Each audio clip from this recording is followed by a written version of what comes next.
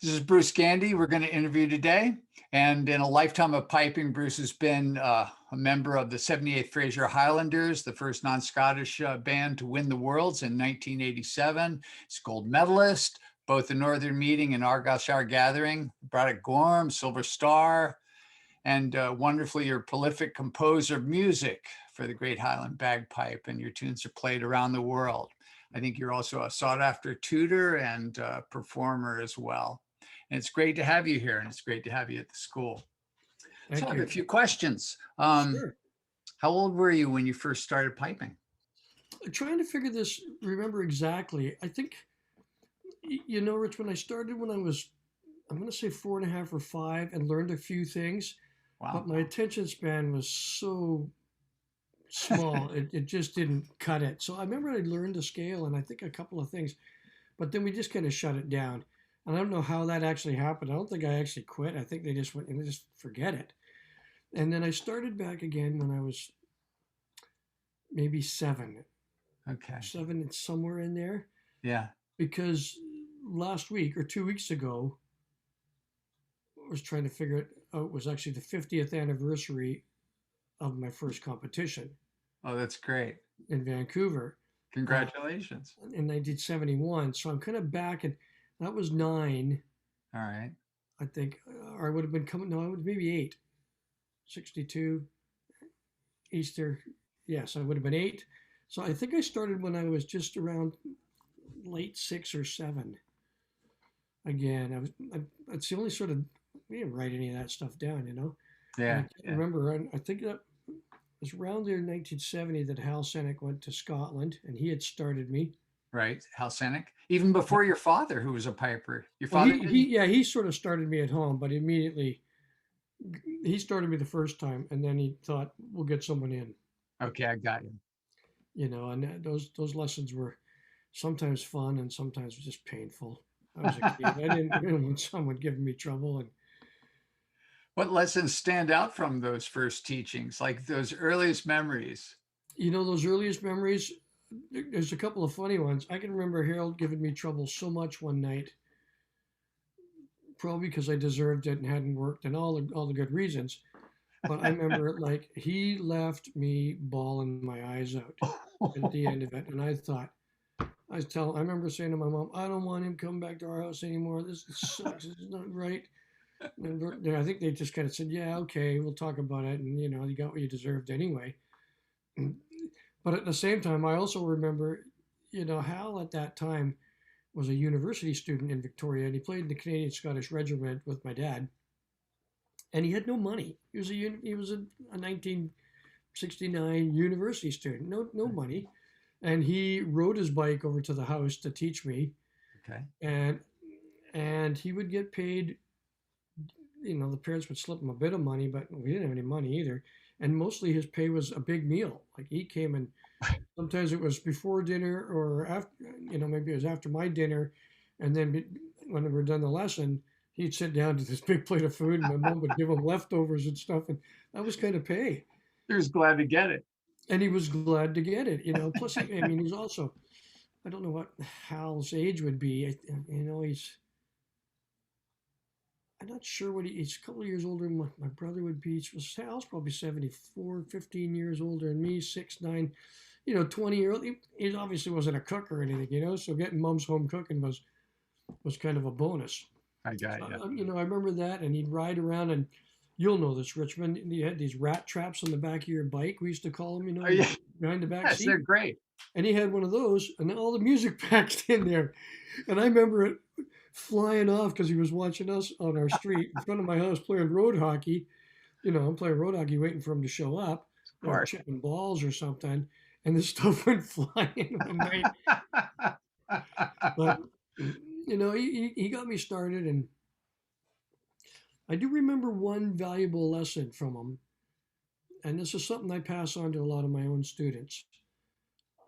I had to handwrite, I can't remember exactly, but I'm going to say at least the first 20 tunes that I learned.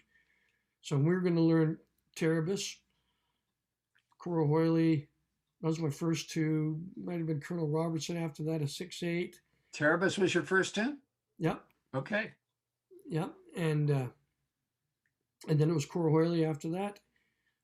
And then I think it was, I kind of remember Colonel Robertson for some reason. And I couldn't even tell you how that goes right now. Yeah. Um, and then I remember getting Scotland the Brave. And, I wrote it out. Like, you were able to copy, but it was to get you used to Sure. writing it out and hearing notes and feeling it and stuff. And then he made me play off that score. And I'm like, oh, it's not very good. He's like, well, how am I supposed to read it?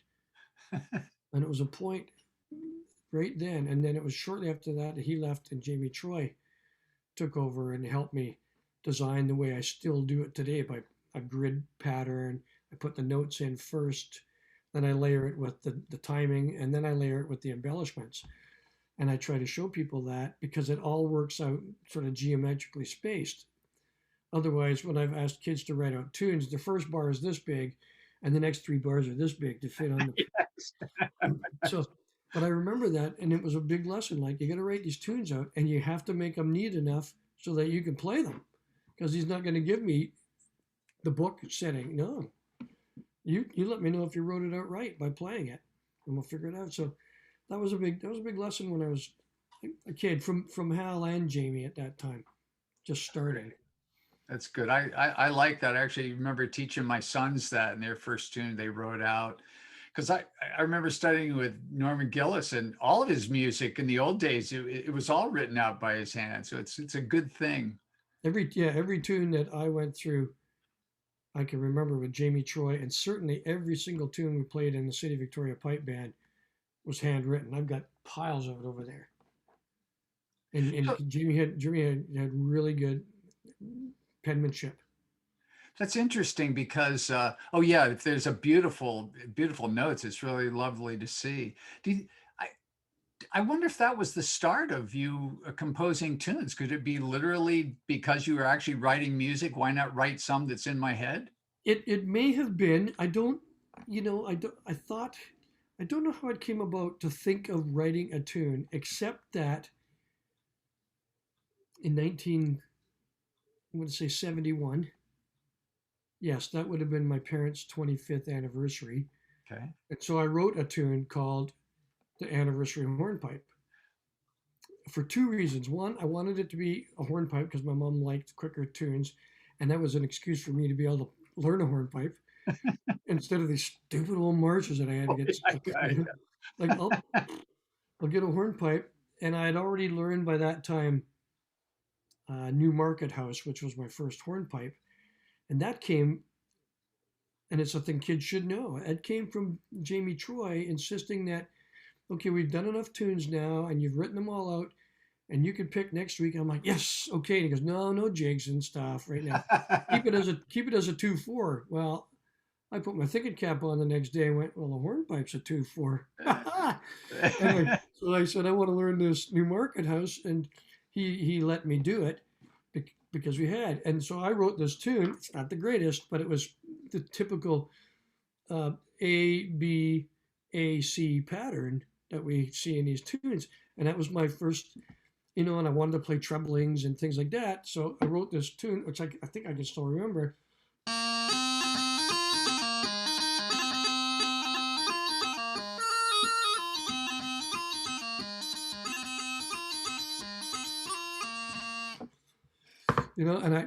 And I lost the competition at the Vancouver Island Pipers Club to some guy named Colin McGee, who had just a little bit better tune.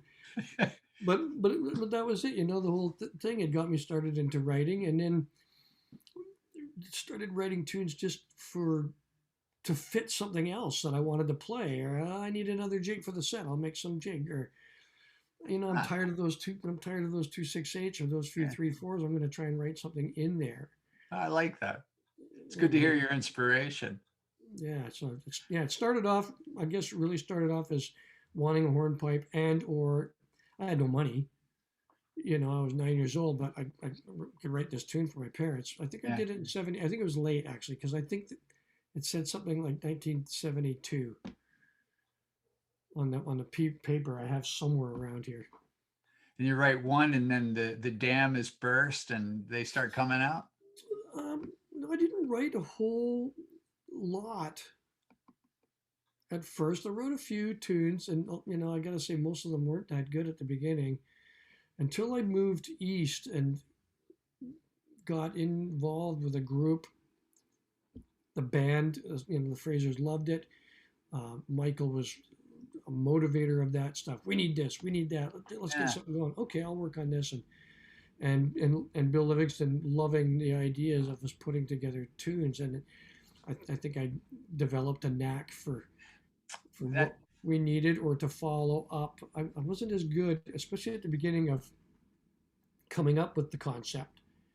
But when I knew, hey, this would be great if we had this in the band, and I could sort of visualize the idea of whatever it was, then I'd start writing it. But where Michael was just, he'd dream up tunes like out of nowhere. And like, I got a red hornpipe. And he could just do it. I mean, it's more complicated than that, but he was just crazy fast. And if we didn't have an answer, he would write it.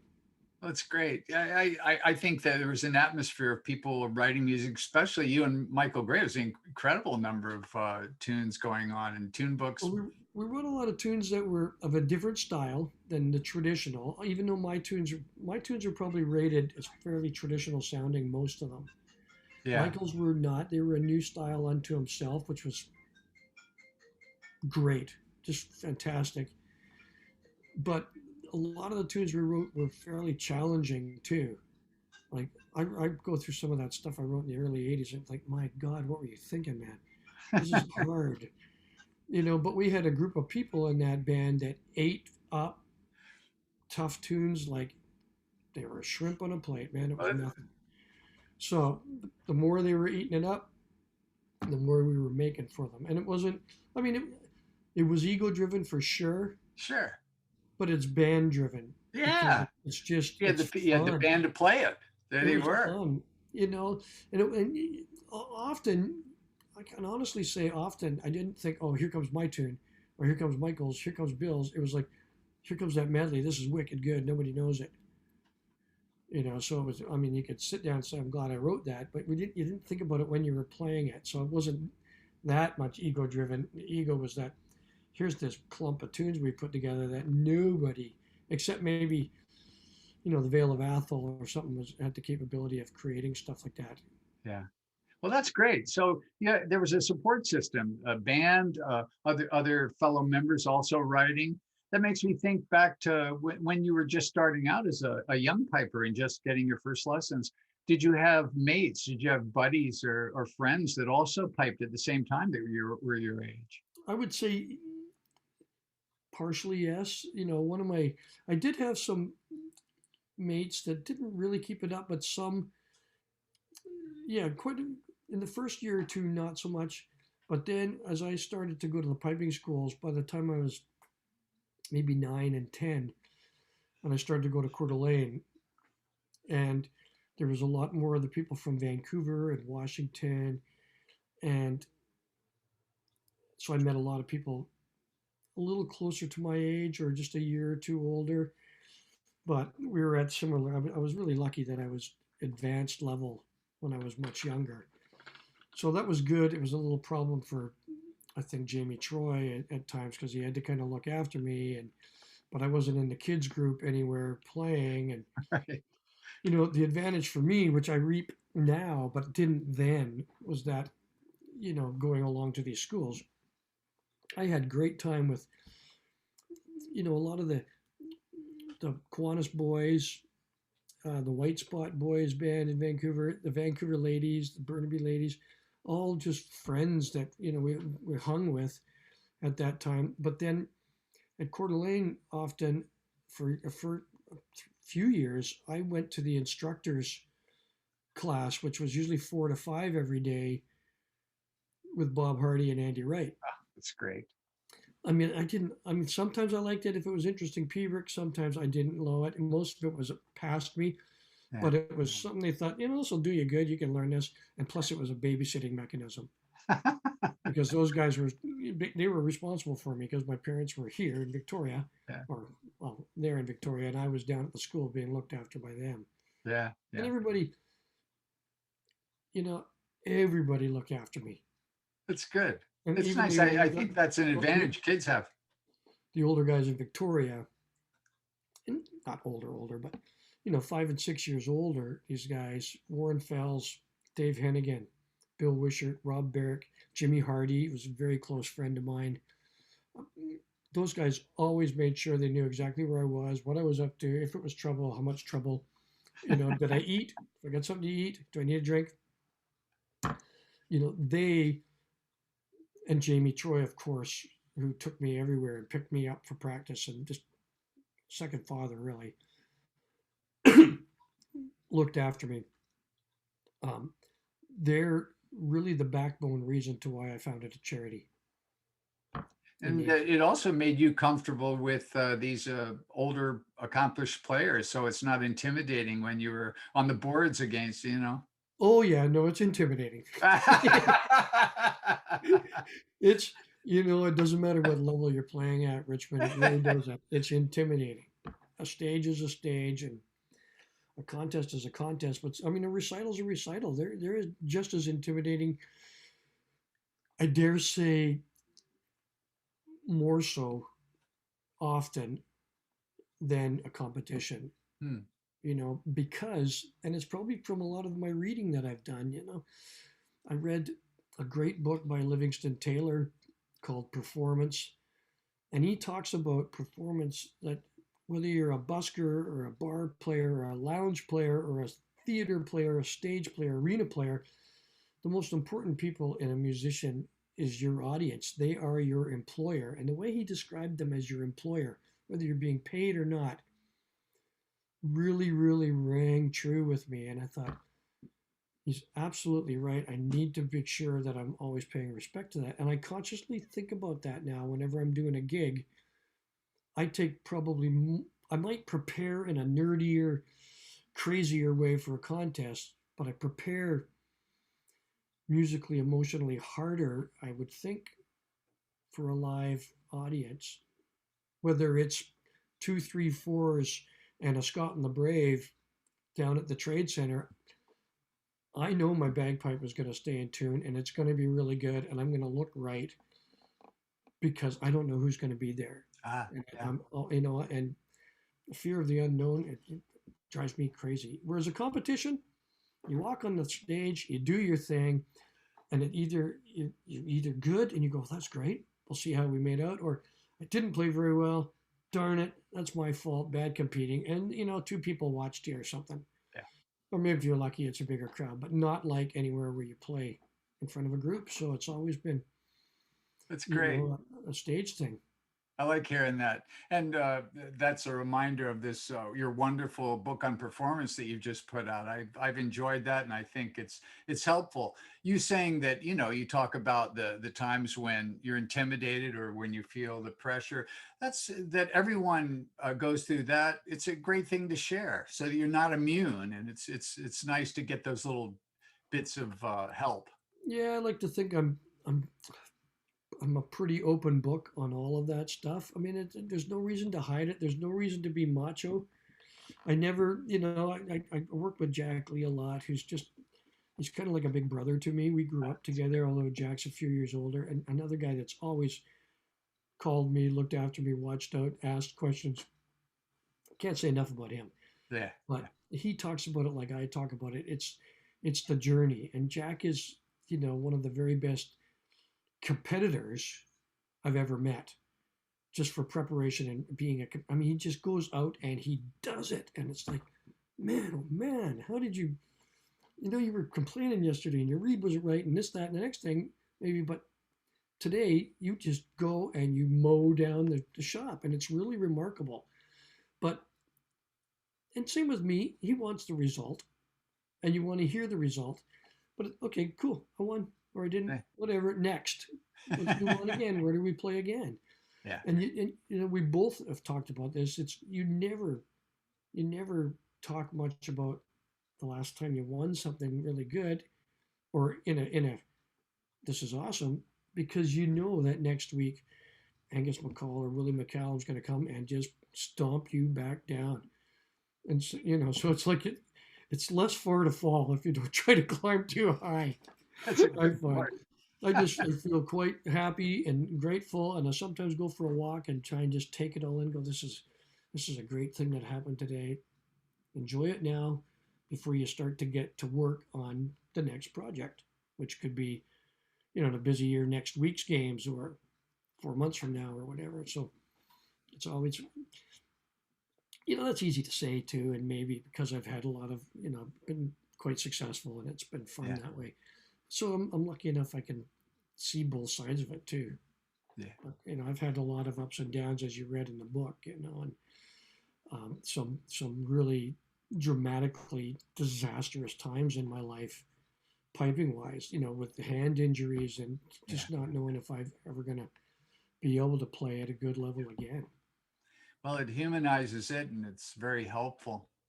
Bruce, since we're going to be teaching online, I'd like to ask you some questions about that. You've probably been doing this for a while, teaching online. Has it how long have you been doing that? I'm sure it started with Skype. I want to say that I think Yuri Chisholm says he's the first, and he very well might be, and I'm probably only a month or two behind, since 2003 or four. Okay. Yeah. I was on as soon as it was actually active. I was lucky because a fellow, Chris Lee, who's a great piper, well known around the world now for what he's done. He was a kid piper from Hong Kong.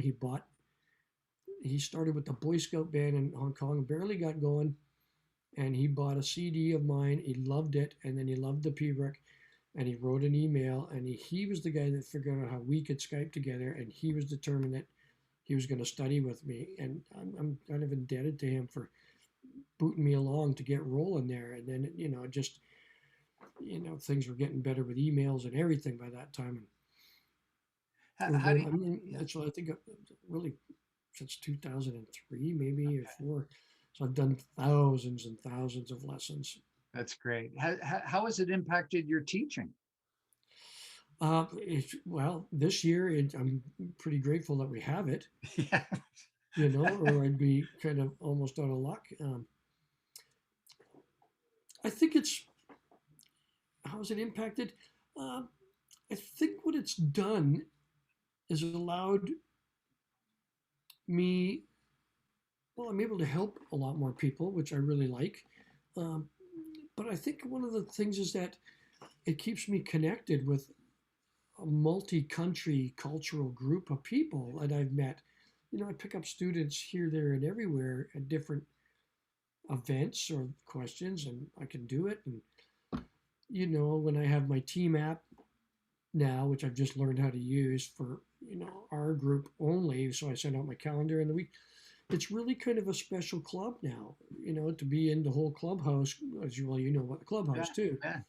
That's a different group as well. And then I've got the student group, and I think there's a lot of people there that I can just call and say, you got a few minutes, I can talk to you just about anything, and with Skype, it's not just local, which is still fantastic. You meet great people in your local band, but if I was to go and look at my students and non-active students and start writing a list of all the different professions of people that I've taught, wow, it's fantastic who you get to meet. That's great. I'm amazed. Do you still use Skype? It's everything's gone over to Zoom. I use Skype almost totally. Oh, that's great. I think they'd appreciate that. You know what? I like Zoom. I love Zoom. I love Skype. But what I don't like yet about Zoom is I can't have a database of people's names, and I can't come on to Zoom and hit Richmond and call you like you can on FaceTime or Skype. So when I'm running sometimes 2 or 3 lessons in a row, which are fairly tight, yeah, like my Skype thing would have me in this conversation now, and then writing, just going, okay, I'll pull up the chat, Richmond. Okay, I'm 5 minutes behind. The player's just finishing their tune. I'll be at 4:05. That's great. And it's then, true. Then you're there waiting, and I don't get ding bong, bing bong, or people angry because I'm running behind like a doctor's office, and I can message you right then. So that would be my preference for Skype. I somehow think that the clarity um, on Zoom is a little better All right, that's good. right That's good. now from seeing pictures of it. And I have a few people that when we do Skype, the connection is pretty good and the pipe sounds all right. But All right. with Zoom, with the same mic setup, it seems to be better. I have no idea why, but Yeah. so Interesting. Zoom has its advantages. It's really good.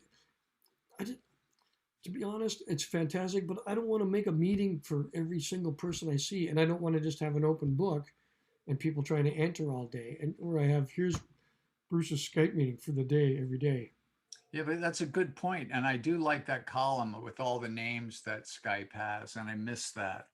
Well, now we are using Zoom with the Balmoral School, and we've had a good number of sessions. Several you've had a live Balmoral School summer session that you've done, and the summer session this past summer that was on Zoom, and the winter workshop. How might you be able to say what sets Balmoral School apart from other schools' programs? That how it's different? I think at the Balmoral School, they serve a lot of smaller groups, and I think by having a slightly smaller class, it allows us as instructors to go a little bit over if we need to, at least for me, and get to know some of the isms, I like to call them, of any of the players. Some that are shy, some that don't want to play, some that can play. And you can go and spend a little time. Balmoral allows that. Um, it's the small groups. I think it's a friendly atmosphere. It's it's slightly more laid back, and I do like that. It's not push, push, push.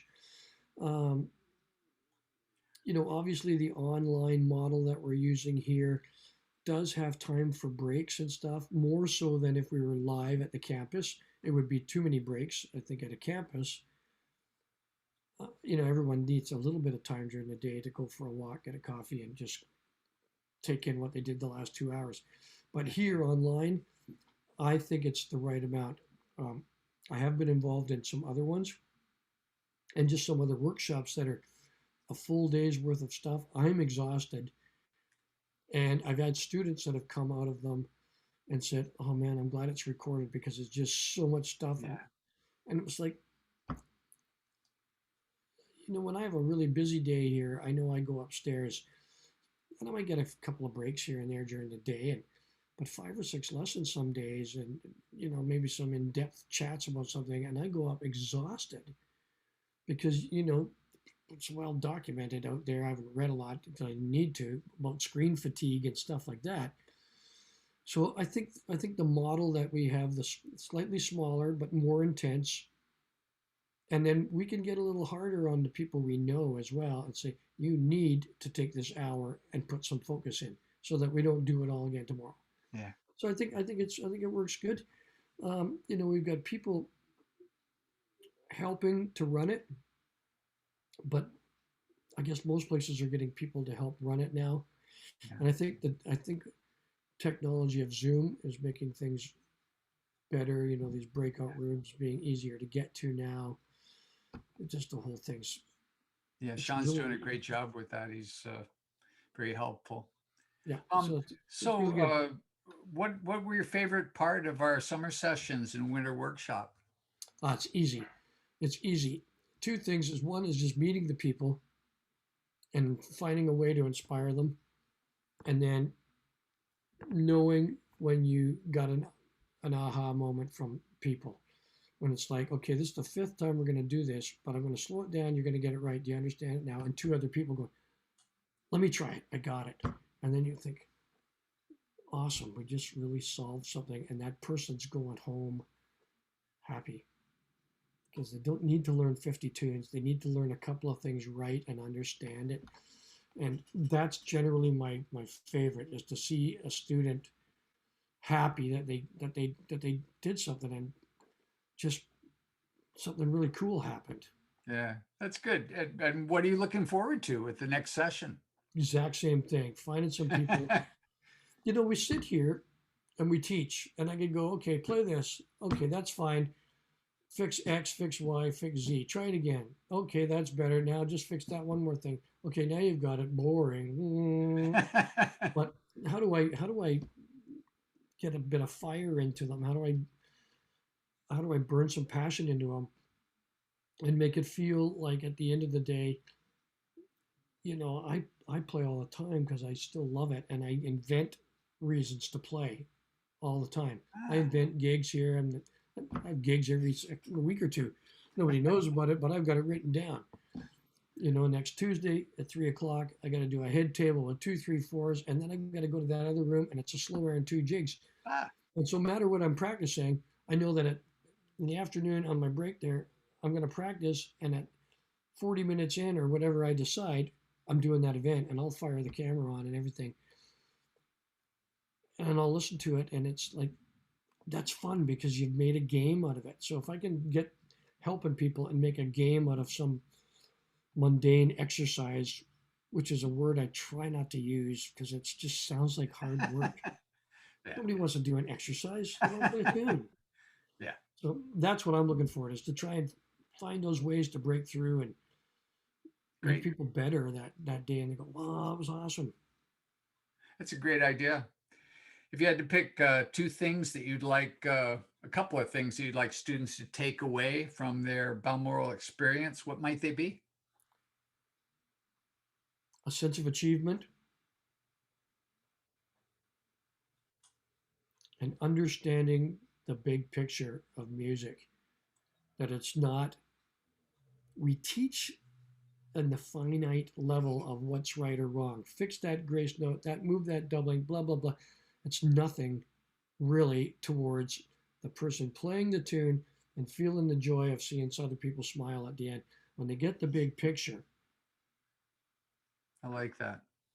that's what it's all about. And then hopefully it's as perfect as possible, accurate. Yeah. And that definition is, it's a wild thing compared to what's perfect, really. And finally, last question, because what would you say to a prospective student who's still on the fence about, I don't know if I can get enough out of an online study as opposed to being in person, and putting it off? What might you say to someone? I would say, obviously, you haven't done an online course yet, so you're wondering if you can get something that you haven't tried to find out on. And 2, get off the fence and get registered before you lose your spot and there's none left. All right, Bruce, that's great. Good stuff. Thank you so much for the interview, and I look forward to working with you this summer. You're welcome.